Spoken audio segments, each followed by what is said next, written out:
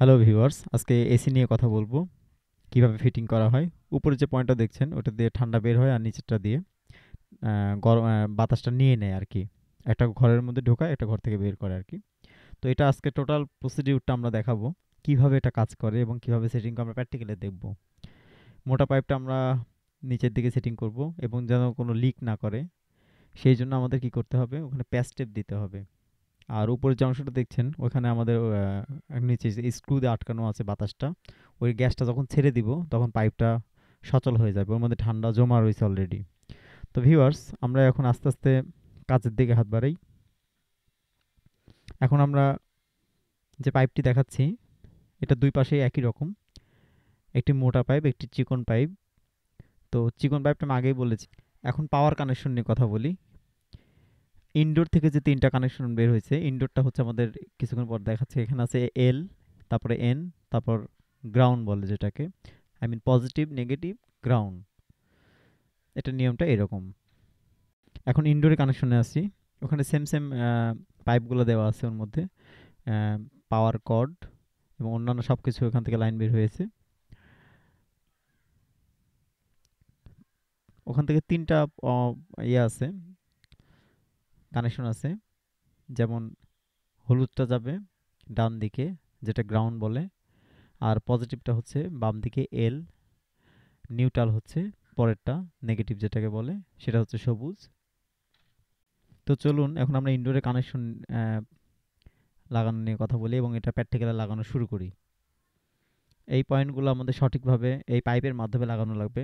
তবে সাবধানতা অবলম্বন করতে হবে একটাই, সেটা হচ্ছে লিক যেন না থাকে। লিক থাকলে গ্যাসটা আপনার বের হয়ে যাবে। আর কোন কোন পয়েন্টে লাগবে সেটা দেখতে পাচ্ছেন। এবং ওটা সেম সেম ওই পাশে যেরকম আছে পাইপের, আর এক প্রান্ত পাইপের একই রকম আছে। এটা হচ্ছে তামার পাইপ বলে এটাকে। তো এই তামার পাইপটা কিভাবে ফিটিং করতে হয় চলুন আমরা দেখে নিই। ইনডোর সেট করার আগে আমরা দেয়ালে একটি শীটের ক্যালাম লাগিয়ে রেখেছি আগেই। তো এই ক্যালামে আমরা ইনডোরটা সেট করব। আর পাশের যে ফুটাটা ওইটা দিয়ে আমাদের ওই পাইপের কানেকশনগুলো বের হবে। এখন এটা ডিফারেন্ট ডিফারেন্ট একটা কাজ দেখাবো।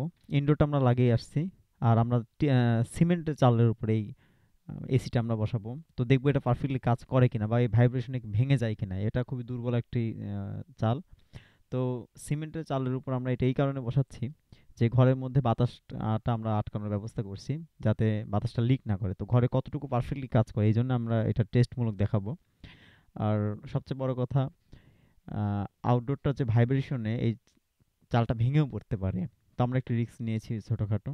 তো দেখা যাক কি অবস্থা হয়। এখানেই আমরা এসিটা রান করব। যে নিয়মগুলো বলা হয়েছিল সেই অনুপাতে আমরা লাইনগুলো লাগিয়ে ফেলি। হ্যাঁ, একদম হাতের ডান পাশে লাগছে গ্রাউন্ড, তারপরে নেগেটিভ, তারপরে পজিটিভ। তার নিচে আমাদের সঠিক যে নিয়মে লাগানো লাগে সেই নিয়মগুলো অনুপাতে আমরা কানেকশনগুলো লাগিয়ে ফেলছি।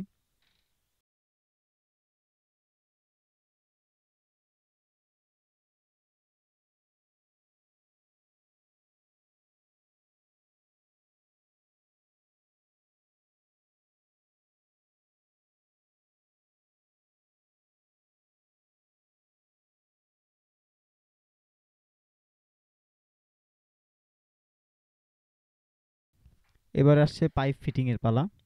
তো আমি আগে বলেছিলাম প্যাচ টেপ না দিলে বাতাস লিক করবে, এই জন্য আমাদের প্যাচ টেপ দিয়ে আগে পাইপগুলো সঠিকভাবে মোড়ায় নিতে হবে। তারপর বড় পয়েন্টটা ঠিক বড় পয়েন্টে লেগে যাবে, এখানে কোনো ঝামেলার কিছু নাই। খুবই সহজ একটা কাজ। কিন্তু আপনার প্যাচ টেপ লাগানোর সময় খেয়াল রাখতে হবে পাইপের এই প্রান্ত এবং ওই প্রান্ত দুই প্রান্তে কিছুটা প্যাচ টেপ দিতে হবে, যাতে কোনোভাবে বাতাসটা লিক না করে। আর সর্বশেষ যে ব্যাপারটা সেটা হচ্ছে অপর প্রান্তেও ঠিক একইভাবে প্যাচ টেপগুলো পেঁচানো লাগবে এবং যাতে টাইটভাবে লেগে থাকে, কোনো যেন লিক থাকার সম্ভাবনা না থাকে।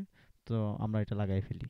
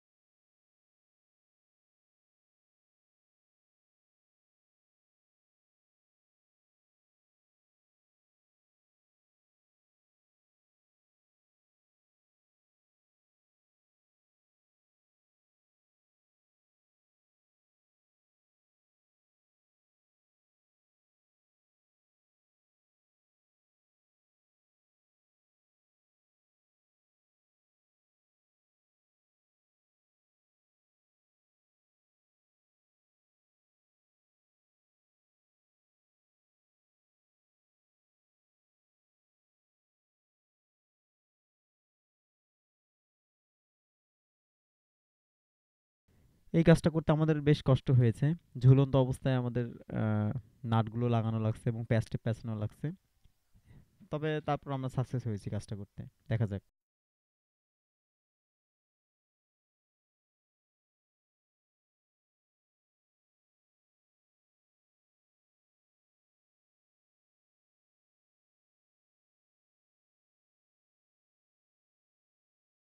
তো পাইপ লাগানোর কাজ আমাদের শেষ। এখন আমাদের গ্যাস ছেড়ে দেওয়ার পালা।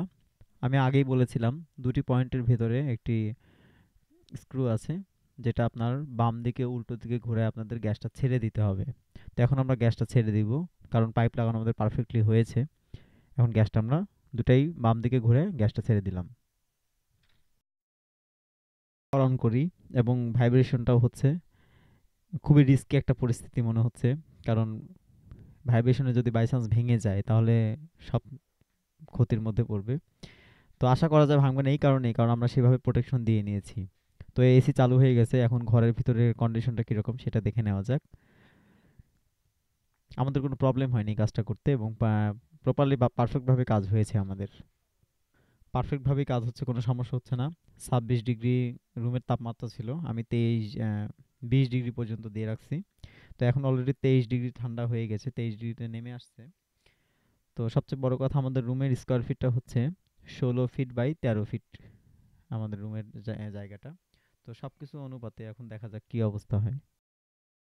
টোটাল কাজে আমরা সাকসেস হয়েছি, কোনো সমস্যা হয়নি আমাদের। এরকম আপকামিং এবং এক্সক্লুসিভ ভিডিও পেতে চ্যানেলে সাবস্ক্রাইব করতে হবে অবশ্যই। আর ভালো লাগলে লাইক, ভালো না লাগলে ডিসলাইক